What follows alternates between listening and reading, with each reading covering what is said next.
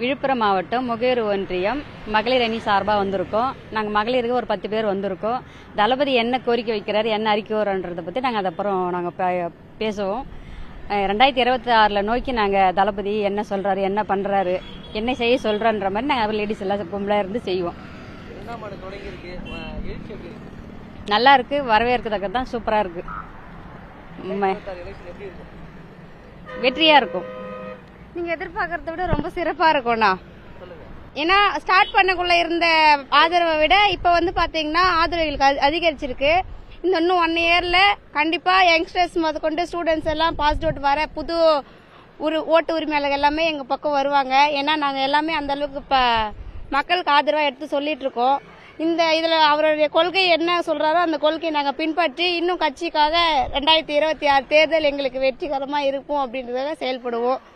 அதுக்காக வந்திருக்கோம்னா ரொம்ப மகிழ்ச்சியா இருக்கு. ஏன்னா 1 வருஷம் ஆயிடுச்சு. இந்த 1 வருஷத்துல ரொம்ப சிறப்பா பண்ணிட்டு இருக்கோம். இன்னும் சிறப்பா பண்ணணும் அப்படின்றதுக்காக வந்திருக்கோம்.